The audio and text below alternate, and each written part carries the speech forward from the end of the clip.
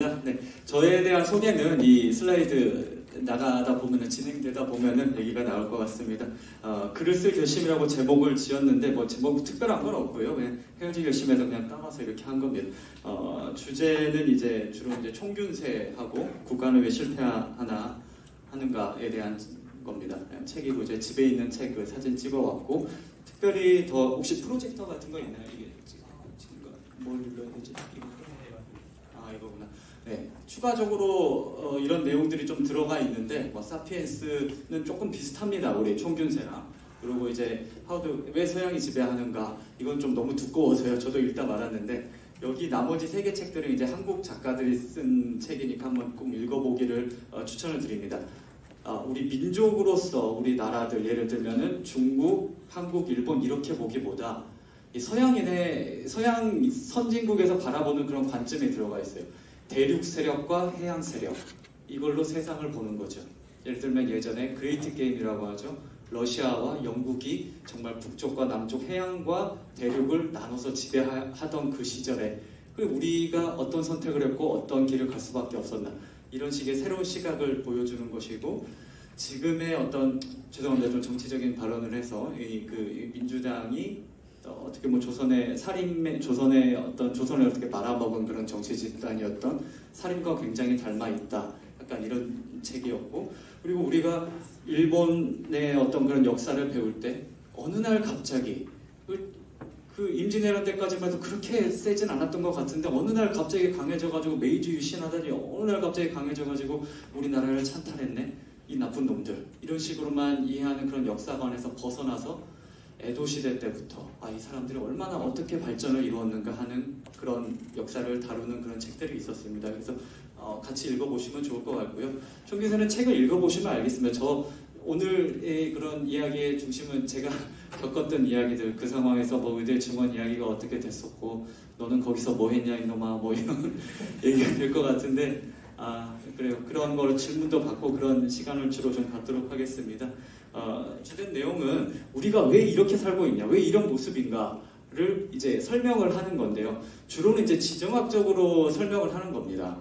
즉 가축화할 동물이 많았던 유라시아에서 이제 세균이 이렇게 이제 인수공통이라고 하죠. 같이 이렇게 오게 되면서 균이 이렇게 많이 창궐을 하게 되고 그리고 식량 생산이 잉여 생산이 새로운 과학기술 즉 지금 여기서 여러분들이 이러고 옛날 같았으면 이러고 있을 시간이 없어요. 토요일이 어디 있고 일요일이 어디 있어요. 계속 농사 지어야지. 이렇게 공부하고 이럴 시간이 없습니다. 계속 물레방아 이렇게 하면서 옷도 만들고 농사도 지어야 되는데 뭔가 발전적인 사고를 하는 게 잉여의 산물이 있단 말이에요. 우리가 먹고도 충분히 남을 만한 식량이 있다는 거죠. 수분, 여기 물도 그렇고 그것이 있기 때문에 좀 더 발전적인 사고를 할 수 있게 되면서 과학기술이 발전하면서 이렇게 발전하게 되고 이를 토대로 군사력을 발전시켜서 결국에는 지금 유럽에 있는 군대들이 아메리카 대륙에 쳐들어갔을 때 실제로 총으로 쏴서 죽인 인구가 별로 되지가 않아요. 그냥 애취 한번 하면은 그냥 알아서 앞에서 그냥 쓰러져 죽습니다. 워낙에 바이러스 덩어리니까, 세균 덩어리니까. 그런데 우리는 거기에서 인간이 스스로 계속 적응해 오면서 면역력을 키워서 갔죠. 그런데 그러지 못했던 남아메리카의 어떤 그런 원주민들은 그냥 기침 한번 하면 그 사람 막 다 죽는 거죠, 그 사람들은. 그래서 이런 역사가 이루어져 왔었고 우리 역사는 왜 이럴 수밖에 없었나? 간단하게 설명을 하면은 이 사막지대는 사람 못 삽니다. 이쪽 지대는 사람 잘 못 살아요. 사람이 사는 지역은 이쪽이죠.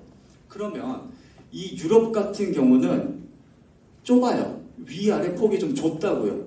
그리고 거기서 고만고만한 애들이 예를 들면 여기 스페인, 프랑스, 영국, 독일, 이탈리아 대표적인 선진국들이죠. 크기가 비슷해요. 인구도 비슷합니다. 그런데 지들끼리 계속 싸워요. 계속 싸우면서 쟤네들 어떻게 하면 좀 이겨먹을 수 있을까? 쟤네 어떻게 땅 좀 가져올 수 있을까? 쟤네 이쁜 여자 내가 어떻게 할 수 있을까? 식량이라도 어떻게 가져올 수 있을까? 계속 고안을 하면서 자기들끼리 어떤 전쟁 기술 그리고 과학 기술을 발전시킵니다. 그런데 우리나라는 좀 같은 기술력을 가지고 있으면 솔직히 말해서 이 중국 대륙을 이길 수가 없어요. 그렇잖아요. 전쟁을 하면은 예를 들어 수당 전쟁 때 겨우겨우 고구려라는 나라가 이겨내긴 했지만 솔직히 말해서 그거 말고 이긴 적이 있나요? 똑같이 말해서 이 어마어마한 인구들 이런 거를 이겨내기가 쉽지가 않습니다. 그러면서 대부분은 이렇게 사대 외교를 주로 했죠. 그러면서 이제 거기에 너무 종속되어서 이제 우리 스스로의 발전을 등한시하다 보면은 이 한반도보다요, 이 일본 열도가 다 합치면은 영토가 한 2.5배 정도 됩니다. 인구도 2배 정도 되고요. 그러다가 얘네들이 조금 더 이제 기술을 발전시키면은 이렇게 쳐들어오는 거예요. 그럼 이제 우리나라의 역사는 조금 이렇게 스스로 열심히 해보다가 중국이 도저히 안 되겠다 해가지고 조금 우리 스스로를 낮추기 시작하고 긴장감을 느슨히 하면은 여기서 이렇게 쳐들어와서 우리의 그런 안타까운 역사가 계속 반복이 되는 거죠. 그런데 이 중국에서는 뭔가 이렇게 발전시켜 보려고 하다가도 대륙이 한번 통일되고 나면은 또 그 사람들은 긴장을 늦추게 됩니다. 그러나 여기는 그렇지가 않죠, 유럽은.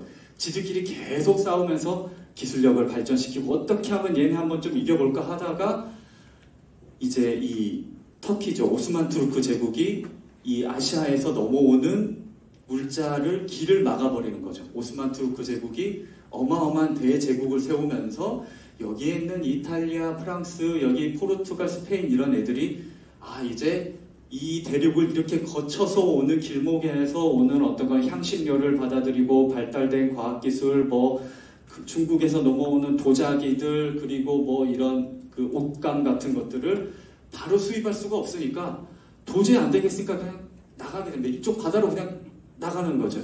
그게 콜럼부스죠. 그게 성공을 해서 역사는 바뀌게 되는 거고요. 그런데 이 아메리카는 종으로 이렇게 길기 때문에 뭔가 이렇게 더 넓은 제국 그 땅이 있었던 데보다는 좀 더 발전을 하기가 힘들었고, 제가 처음에 말씀드렸던 유럽인들이 나가서 그냥 기침 한번 하고 나면은 얘네들이 다 쓰러져 죽는 이런 형국이었기 때문에 이곳을 점령하게 되고, 그리고 이 미국이라는 어마어마한 슈퍼파워를 서양 사람들이 다 어떻게 보면 건너왔죠. 이탈리아라든지 독일이라든지 이런 데 다 건너와가지고 결국에는 이렇게 힘을 미쳐가지고 아시아 쪽으로 힘을 뻗쳐서 일본과 대한민국 그리고 중국에 맞서게 되는 그런 역사를 만들어 온 겁니다. 이게 정화의 회원죠. 정화는 이제 명나라 때의 내시였어요. 내시였는데 정화의 해외 원정 한 대가 있습니다. 중국 대륙을 통일하고 나서 쫙 한번 우리 바깥 나라에는 어떤 나라들이 있나, 한국, 일본 이런 애들 말고 한 쭉 바다 밑으로 인도양으로 좀 가본 겁니다. 아프리카 소말리아 해변까지 가요. 근데 거기까지 가고 나서 별거 없네. 역시 우리가 짱이네.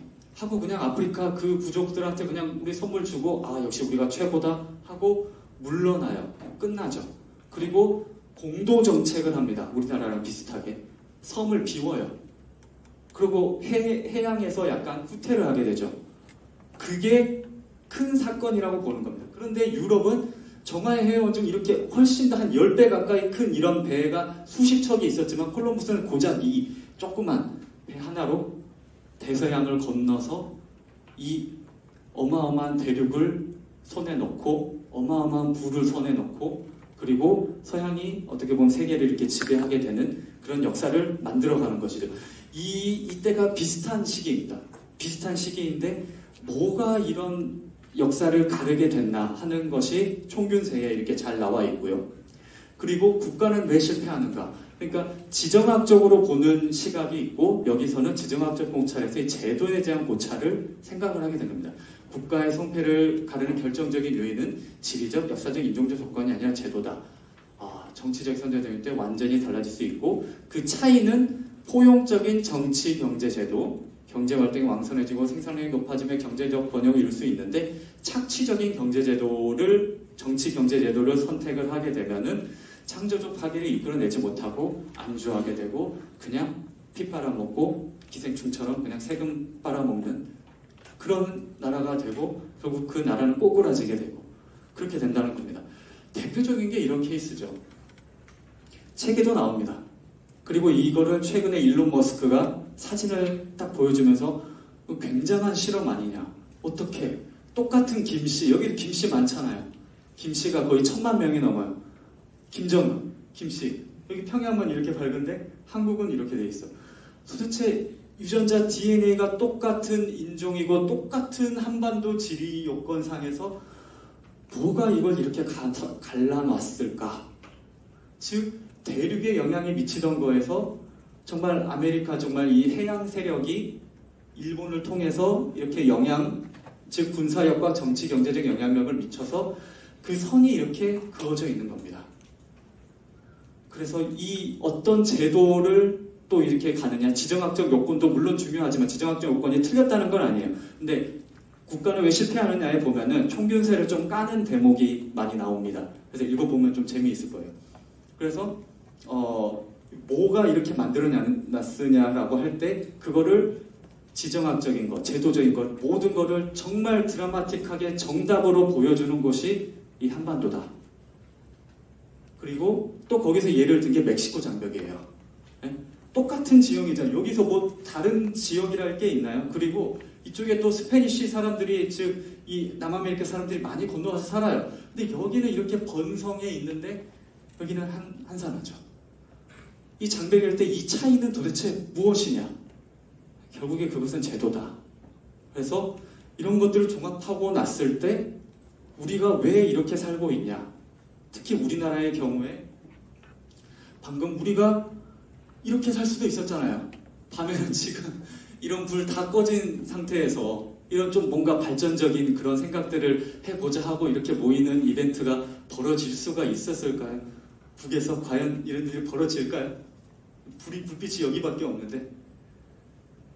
그래서 우리는 이렇게 살면 안 되겠구나 하는 그런 생각들을 이렇게 가지고 있던 때였고요. 그러면서 이제 저는 이제 광주에서 태어나고 이제 서울에 있는 한양대로 와서 뭐 수련을 이렇게 받았지만은 이분들에 대한 긍정적인 평가를 들어본 적이 없습니다.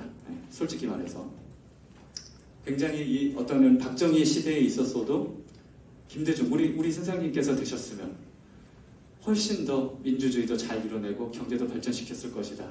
이런 식의 평가를 듣고 자랐는데 우리 기생충학 교수님 중에 민드경 교수님이라고 계셨어요.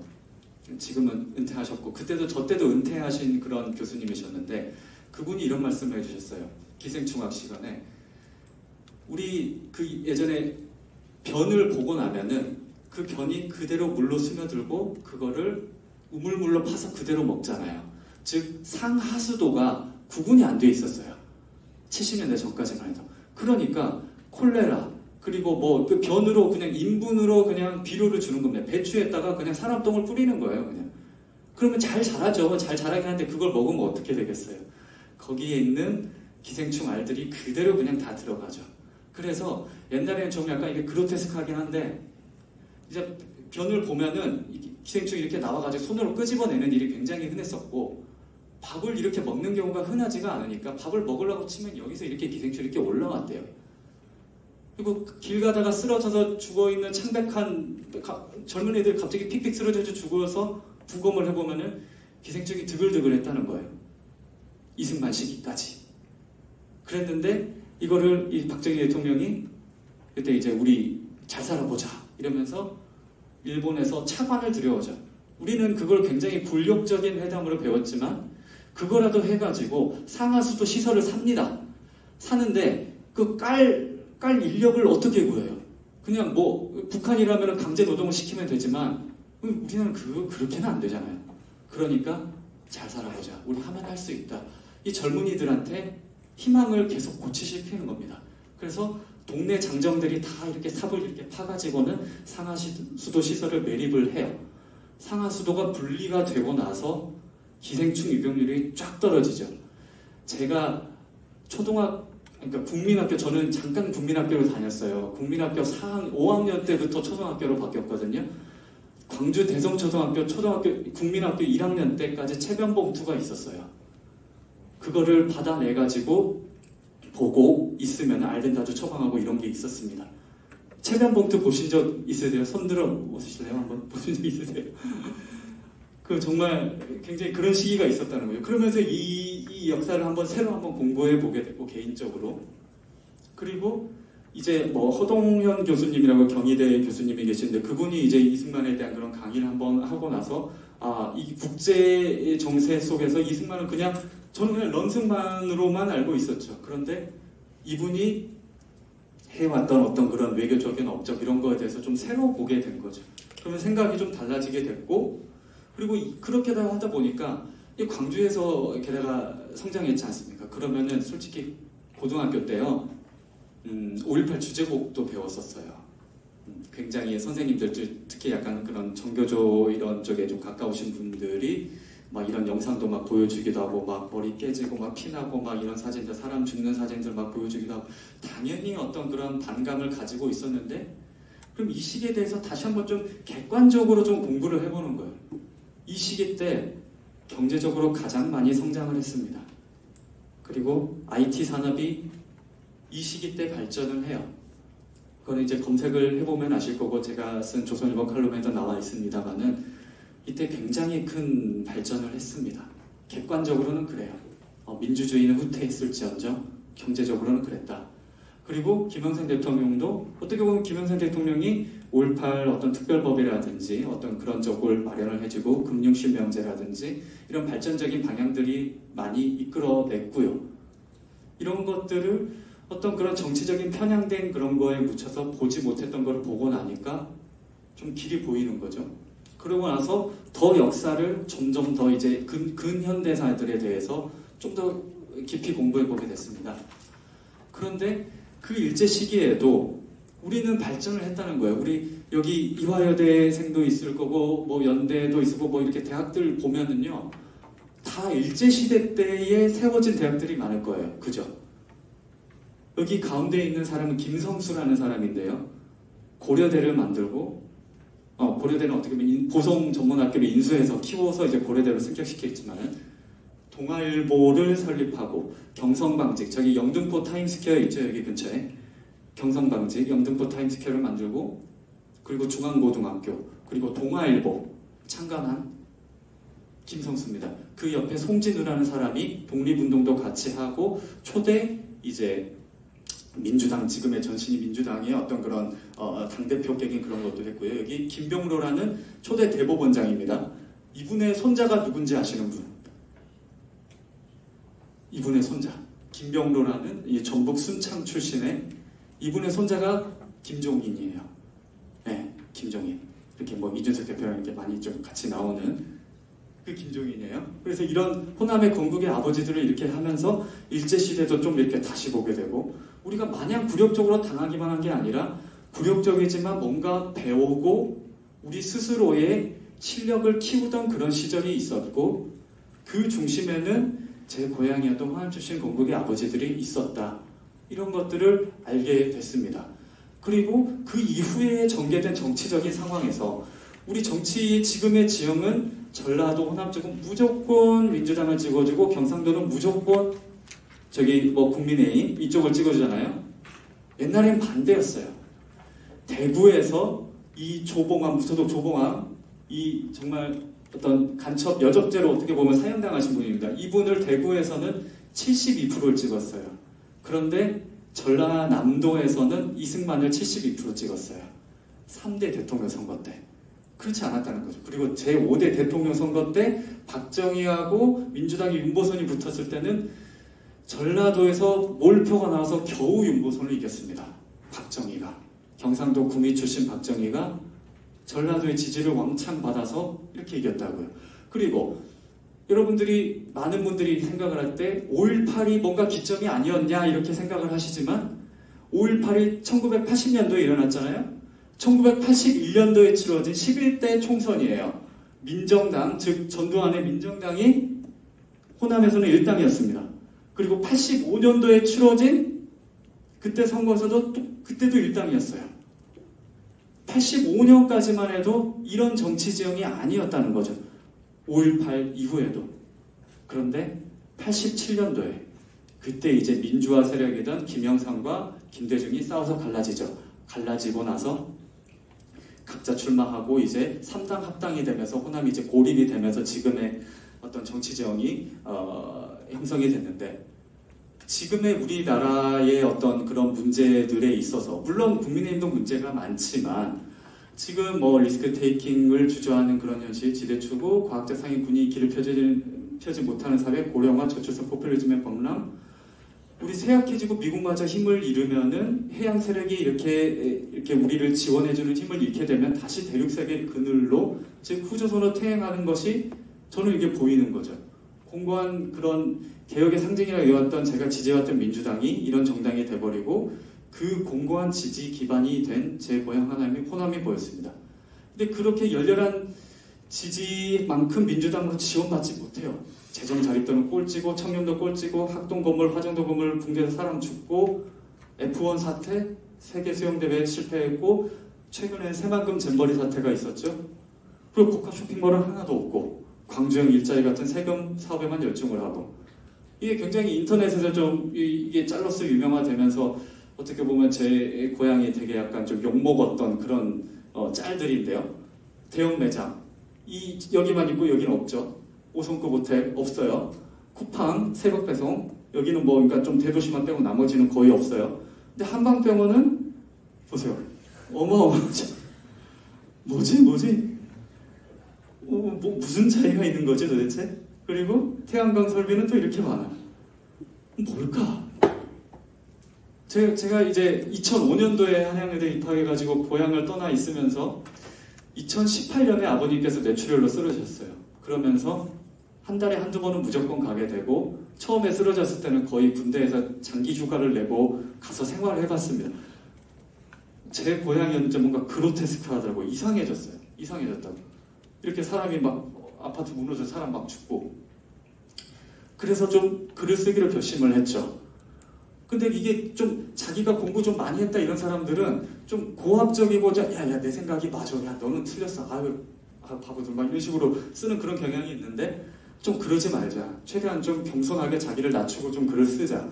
이렇게 하다가 좀 이제 설득하기 위한 그런 글을 썼고 이게 좀 중요한 문제인 것 같습니다. 여기 계신 여러분들께서도 글을 쓸 생각을 많이 가지고 계시기 때문에 좀 그런 어떤 유니크한 그런 게 가지고 있어야 돼요. 호남에 대해서 좀 반대 목소리를 내는 사람이 이때까지 많지가 않았습니다. 제가 그렇게 책도 많이 읽은 것도 아니고 글을 그렇게 많이 써보던 사람도 아니었는데 주목받아서 조중동에 이렇게 칼럼을 썼던 이유는 그냥 좀 유니크한 거예요. 그런 사람이 별로 없으니까. 그리고 의료 문제에 대해서도 글을 쓰기 시작했고요. 그래서 한 편 칼럼 쓰려면 제가 글을 잘 써보던 사람이 아니면 너무 오래 걸리고 힘들었어요. 그래서 예민한 지역 감정을 다루다 보니까 이런 데서 강연하다가 또 잘못 말하게 되면 이런 영상 지금 찍고 있잖아요. 잘못 말했다가 아주 그냥 매장이 됩니다. 그야말로. 그래서 최대한 좀 조심하기 위해서 이렇게 썼고 칼럼은 뭐 이런 저런 칼럼을 썼고요. 이제 중앙일보에서 가장 먼저 이렇게 시작을 했다가 여기 이주영 의원님 이렇게 오셨었죠. 이 수학과 최악 미달 사태 부모 갑질이었었는데 그때는 이제 맘카페 갑질이라는 제목이 그때 붙어가지고 난리가 났었는데 그때 제가 이주영 의원님한테 계속 이렇게 자문을 구하면서 하다가 저한테 TV 출연 요청이 왔는데 제가 수학과가 아니까 좀 그렇잖아요. 그래서 이주영 의원님한테 제가 밀어드렸어요. 그리고 이주영 의원님이 처음으로 방송에 데뷔를 하게 됩니다. 방송에 데뷔를 하게 되고 결국엔 국회의원까지 됐는데 사실은 제가 먼저 영입을 하려고 했었어요. 여기 계신 조동찬 선배님도 제가 영입을 하려고 인재영입위원회에서 영입을 하려고 했는데 실패했죠.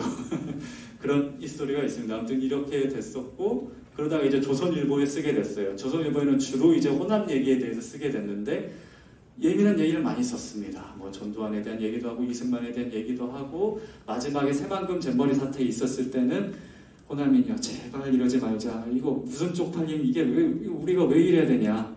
직설적으로 이렇게 쓰니까는 단일 칼럼으로 조선일보에서 역사상 사상 최고의 좋아요와 사상 최고의 댓글이 달렸었어요.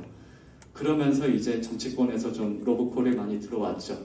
그리고 이제 신동아에는 주로 이제 의료 문제들, 뭐 존엄사, 존엄 저역사 뭐 이런 거라든지 최근 어떤 그런 문제들 그래서 쓰기 시작했고 시민단체 활동은 주로 이렇게 강연, 역사에 관련된 그런 강연도 이렇게 하고 정율성 문제가 좀 많이 핫해졌었죠. 그런 거에 대해서 좀 투쟁을 하다 보니까 TV에도 나왔고 SNS 활동은 이게 막 이재명 대표님께서 이제 또 이제 단식 활동을 하시는데 이게 TPN을 맡고 계시더라고요. 이게 단식이 아니잖아요, 솔직히. 아니죠. 이걸 썼더니 또 이게 갑자기 막 TV에 막 난리가 나가지고는 한 3시간 만에 단식을 또 중단하시더라고요. 그래서 이런 일들이 있었습니다. 그러면서 이제 그런 활동을 인정받아서 저희 당이 강서구청 보궐 참패를 했을 때 이제 좀 새로운 사람, 좀 젊은 사람, 그리고 좀 호남 쪽 이쪽 사람을 찾다 보니까 저한테까지 제안이 왔었고, 저는 좀 그것까지는 좀 너무 큰 자리인 것 같다. 호남 쪽 인물을 원하시면 인유한 원장님 괜찮지 않냐, 그렇게 말씀을 드렸고, 우리 인영 원장님이 이제 혁신위원장님 하셨었고요. 그러면서 이제 인재영입위원을 하게 됐고, 그래서 원래는 처음에는 우리 이국정 원장님을 제가 컨택을 했었어요. 근데 좀 실패했죠. 끝까지 이렇게 가다가 실패했는데, 그때 마침 이제 의료 대란이 터지면서 우리 이주영 원장님도 저희 당에 호의적이셨다가 우리 윤석열 대통령께서 그렇게 하시는 거 보고 너무 실망하시면서, 그 다음에 제가 이제 이주영 원장님께서 말씀을 드렸는데, 의사 몫의 그런 비례대표는 꼭 한석은 주시거든요. 근데 이주영 원장님은 저기 개혁신당으로 가버리고, 우리 조동찬 원장님께서 기자님께서 말씀을 드렸는데 이제 거절하셨죠. 그러다가 아무튼 이렇게 됐습니다. 그리고 제가 이제 인재영입위원 하다가 비상대책위원이 됐고요. 뭐 시련이 있었는데 이런 이 남녀 어떤 그 저출산의 그런 문제들을 볼 때 임금 수준별 기혼자 비율이 남자는 이렇게 완전히 1차선으로 이렇게 올라가요. 소득이 높을수록 결혼도 많이 하고 애도 많이 낳죠. 그런데 여성은 이렇게 U자형을 그립니다. 이런 거를 함부로 말했다가는 정말 이게 여혐으로 이렇게 찍혀가지고 문제가 될 수가 있어가지고 이런 말씀 제가 좀 조심해야 될 것 같고요. 전쟁 지면은 매일 이런 일들이 벌어진다는 글을 예전에 이렇게 썼던 적이 있는데, 이거는 그거였어요. 제가 군의관을 했었는데요. 예방의학 장교를 할 때 이제 군 복무를 적응하지 못해가지고 빠져나가는 현부심을 제가 심사를 하는 건데, 현역 복무 부적격 심사를 제가 했어요. 엄청나게 나갑니다. 1년에 10,000명이 나가요. 그런데 옛날에는 이렇게 한 명 한 명 앉혀가지고 너 왜 나가시? 너 나가지 마 이렇게 했었는데, 요새는 그렇게 하지 못해요. 지금은 장병들이 나간다고 하면은 장교들이 오히려 먼저 나가라고 한다. 그래 빨리 가자 이런 식으로 해요. 왜냐? 거기서 괜히 문제를 일으키게 되면은 자기 진급에 문제가 생기니까. 그리고 지금은 좀 월급도 많이 주고 핸드폰도 주고 그러지만 예전에는 그렇지 않았어요. 한 달 월급이 병사들이 막 20만 원, 40만 원 그랬거든요. 핸드폰도 못 쓰고. 그러다 보니까 제가 이런 좀 뭐 이득을 좀 줄 수 있는 그런 정책을 많이 줘야 되지 않냐 이런 식으로 해서, 그렇게 하게 되면 반대 의견이 뭔가 페미니즘이라든지 남녀 평등에 위배되지 않냐. 그런데 막상 우리가 지금 군대가 50만이 붕괴됐습니다. 북한은 120만, 100만 정도 유지가 되고 있어요. 전쟁을 했을 때 지게 되면 어떤 일이 벌어질지, 여성 인권이 정말 지켜지기가 힘든 날들이 이런 일들이 벌어지는데, 지금 이런 하마스 이스라엘이라든지 러시아 우크라이나에서 이런 일들이 어마어마하게 벌어지는데, 우리가 이런 것들을 지나고 나서 하기보다는 미리 보장을 해줘야 되지 않겠냐, 이런 식으로 글을 썼다가 어마어마하게 털렸죠. 이런 시련을 많이 당하고 그때 정말 살도 많이 빠졌습니다. 그리고 김구 선생님에 대한 얘기. 지금도 저는 정말 김구 선생님을 존경합니다만, 우리나라의 대통령만큼은 김구보다는 이승만이었어야 된다고 생각합니다. 거기 강의록에도 나와 있지만은 김구와 대만의 유어만이 나눴던 그 대화를 보시면은 아실 수 있을 겁니다. 왜 이승만이 대통령이었어야 되나. 어떤 그런 식의 글을 쓴 거였는데, 그 글을 하나만 이렇게 발췌해가지고 완전히 사람을 조리돌림하는 거예요. 정치권에 들어오고 나면은 엄청나게 그런 공격을 받게 됩니다. 제가 원래는 하정원 원장님 아시나요? 혹시 삐뽀삐뽀 소아과? 이제 여기서 애가 있으신 분들은 아실 텐데, 아마 아이를 가져보시고 육아를 해보신 분들은 이제 하정훈 님이 얼마나 신적인 존재인지 알게 되실 거예요. 근데 그분도 처음에는 정말 정치권을 뛰어들고 의원을 하고 싶어 하셨었는데, 정말 이 기자들한테 정말 하루에 전화 한 200통씩 받고 시달리고 과거가 막 이렇게 털리고 막 이렇게 하는 거를 겪고 나서 너무 힘들어 하시더니 이제 그만 자기는 이제 정책 정도만 이렇게 제안하겠다 이렇게 하셨거든요. 정말 이 살벌한 동네더라고요. 아무튼 그런 일들이 있었습니다. 그랬고 저는 애초에 인재 영입이 될 때부터 저에게 뭐 비례대표 나가라, 뭐 서울에 좋은 자리 주겠다 이런 얘기를 많이 하셨었는데 저는 나가면 그냥 광주 나가겠다고 했습니다. 지금 생각해보면 굉장히 순진했죠. 조동찬 선배님 말씀하셨던 것처럼 좀 나이브했달까요? 그냥 낭만적으로 좀 이렇게 도전을 하고 싶었던 마음이 있습니다. 당연히 떨어진 거를 당연히 알고 했지만 나름대로 뭐 좋은 경험이었지만은 후회되기도 하고 금전적, 시간적 손해도 많이 입었고요. 그런 경험이 있었습니다. 그랬는데 그만큼 제가 정당에서 좀 이렇게 희생하는 그런 모습을 보이게 되면은 사람들이 많이 관심을 가져주고 보수 우파에서도 양지만 찾아가는 게 아니라 이렇게 뛰어드는 사람도 있구나 하는 그런 신뢰를 줘서 분위기를 좀 좋게라도 만들어 보고 싶었습니다. 그게 비대위원으로서의 어떤 그런 당의 최고 지도부에 있는 사람으로서 저에게 주어진 소명이라고 생각을 했고요. 그래서 처음에는 2월 달까지만 해도 분위기가 좋았습니다. 우리가 뭐 160석 얻네 뭐 이런 얘기도 막 있었는데 이때도 사실 여의도 연구소에서는 한 140석 정도가 최고를 보고 있었고요. 최대한 좀 조심했었어야 되는데 이제 의료 문제가 좀 정말 심각하게 터졌죠.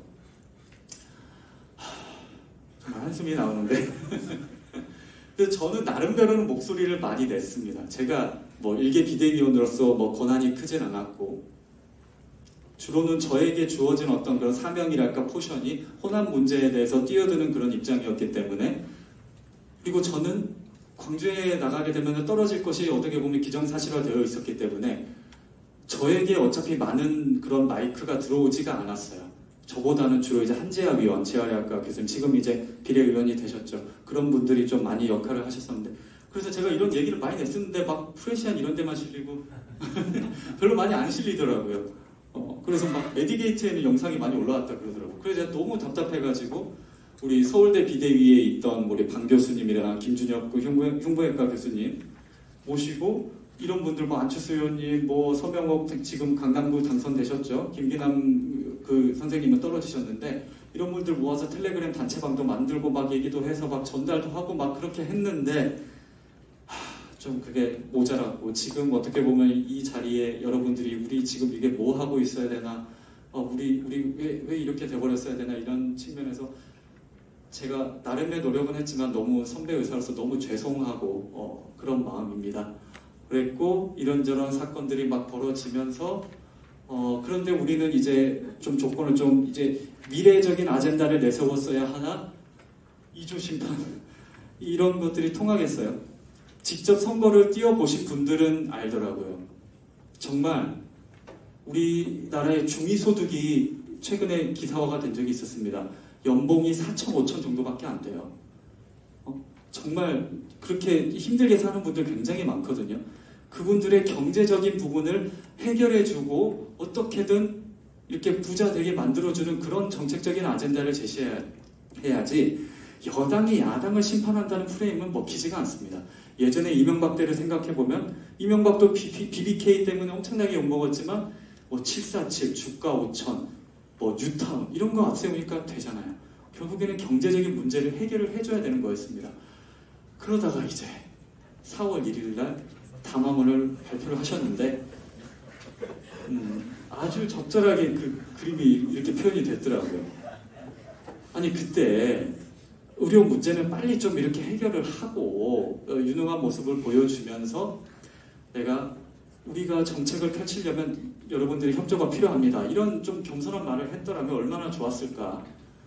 그러나 이렇게 망했죠. 그러다가 이제 떨어진 사람들끼리 뭉쳐서 뭐 이런 걸 만들고 있고 저는 그냥 이렇게 다시 현업으로 복귀해서 그런 다시 의사로서의 삶을 살아가고 있습니다.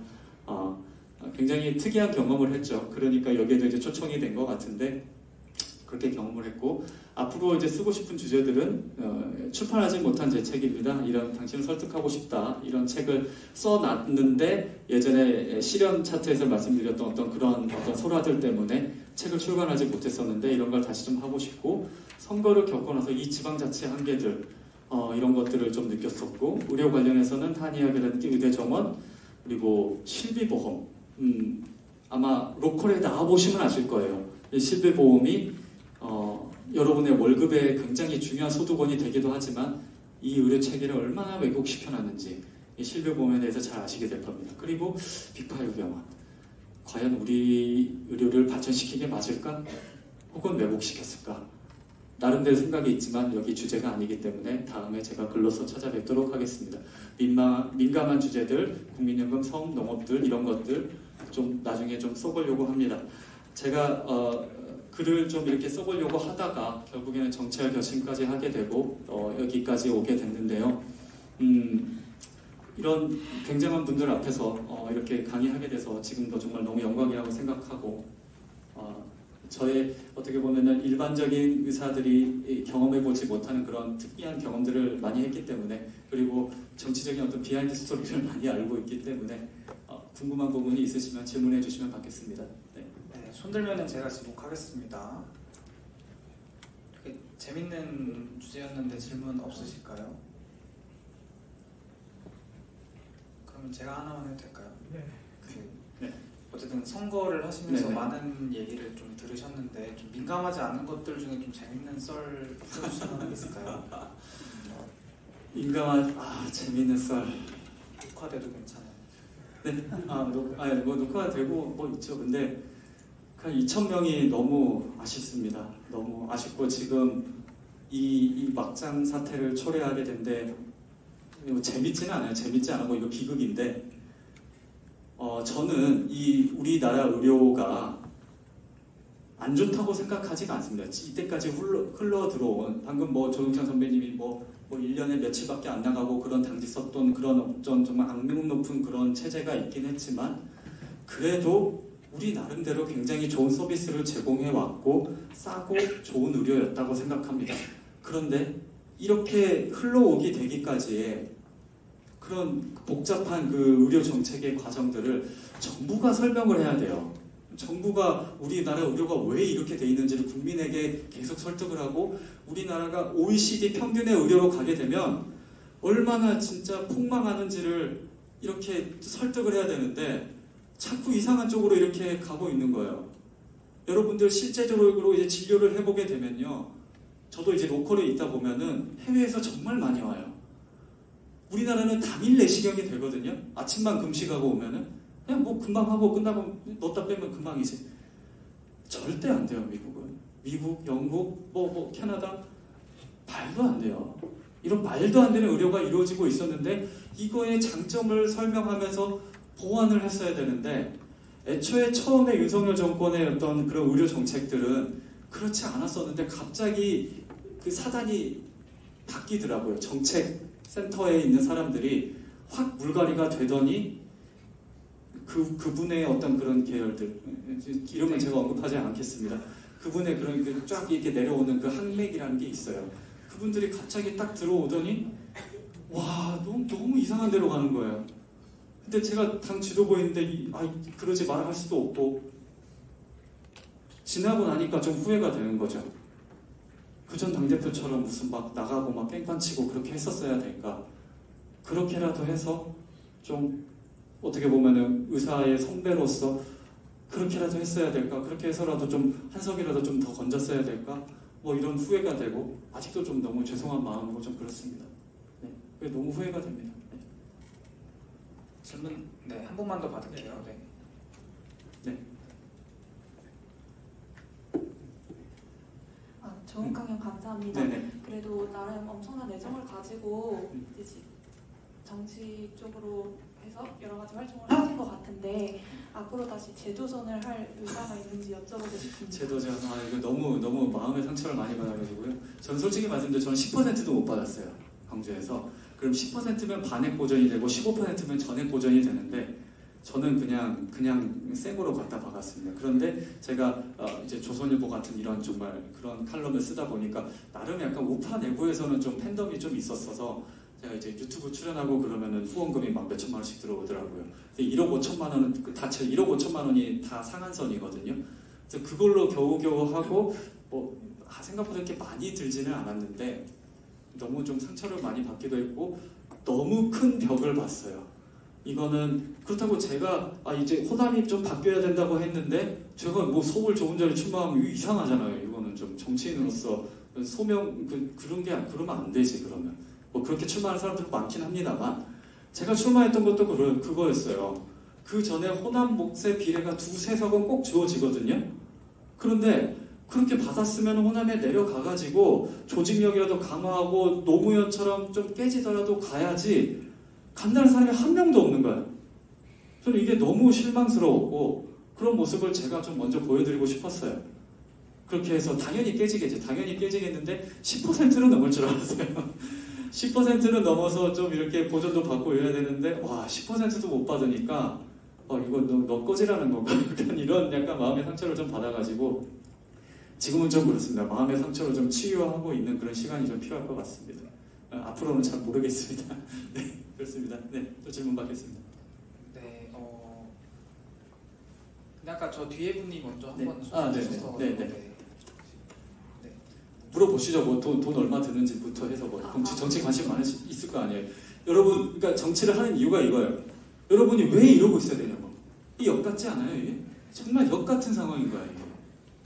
왜? 좋은 질문이 될까요? 네. 좋은 강연 들려줘서 정말 감사합니다. 이제 제가 그 선생님 강연 중에 인상 깊었던 말이 이제 이승만 대통령 분이 이제 김구 선생님보다 조금 더 대통령에 적합했을 이유가 있었다고 말씀하셨는데 저는 굉장히 인상 깊었습니다. 이제 본인이 이승만 시대를 직접 살아오신 분이 아니잖아요. 그렇기 때문에 이제 생전에 직접 그러니까 인생에서 직접 보지 않으셨던 분의 다면적인 면을 보고 일에서 글을 쓰는 게 정말 쉽지 않았을 거라고 생각이 됩니다. 그래서 그런 이승만 대통령 같은 분에 대해서 자료를 조사할 때 뭐 여러 자료들 중에서 어떤 게 좀 더 신빙성이 있는지 뭐 자료들 사이에서 경중을 평가할 때 있어서 뭐 본인만의 기준이 있거나 또는 뭐 주의사항이 있으신지 여쭤보겠습니다. 중요한 거는 팩트 체크를 꼭 해야 되고 이거 굉장히 예민한 거거든요. 예를 들면 런승만에 대해서 뭐 다리를 끊었다 뭐 이렇게 할 때 자료가 조금 뒤죽박죽인 게 맞습니다. 그럴 때는 일단 제가 뭐 역사학자가 아니기 때문에 이쪽에서 활동하다 보면 그쪽에 교수님들이 많아요. 이쪽을 연구하는 교수님들한테 직접 자문을 구하고 단어 하나하나 막 고치고 그렇게 했습니다. 그렇게 하는 수밖에는 없고 그리고 이 사람들한테 먹힐 만한 그래도 자 이승만의 주제로 뭐 처음부터 몇 년에 태어나서 몇 년에 어떤 업적을 이렇게 했다 해서 글을 쓰게 되면은 지루해서 아무도 안 봐요. 그런데 사람에게 먹힐 거를 글을 쓸 때 생각을 해야 되죠. 호남에면은 뭔가 이게 좌파 쪽 좋아할 것 같은데 아니네? 그리고 이승만에 대해서 그냥 정기로 써내려간 게 아니라 이런 식의 교육, 런승만이고 이런 친일이고 친미고 이렇게 교육을 받았는데 아니요, 나의 생각을 깨는 그런 식의 어떤 그 글의 전개를 했고 제가 조선일보에 썼던 칼럼은 아예 대화체였어요. 친구와의 대화. 올라가면서 이승만이 정읍선언을 했던 게 대단하지 않았냐. 호남선을 타고 정읍을 지나치면서 친구는 야야 이승만 런승만인데 뭐가 좋아 그러면 나는 제가 이렇게 오해를 풀어주고 이거 제 친일 이거 전쟁 획책한 사람 아니야? 그러면 저는 이게 반론을 제가 대화체로 이렇게 하게 되니까 거기서 독자들은 조금 더 친근하게 받아들이는 거죠. 글을 쓸 때 사람들이 일단 읽어야 돼요. 자극적인 제목을 쓰든지 아니면은 파격적인 형식을 취하든지 구도를 좀 바꾸든지 그렇게 해야 되고 팩트 체크는 어차피 우리의 한계가 있으니 교수님들, 연구가들한테 직접 컨택하는 수밖에 없습니다. 네. 자, 네, 감사합니다. 네. 질문은 조금 더 받을까요? 빨리 하시죠, 빨리 하죠. 네. 30초 컷으로. 네.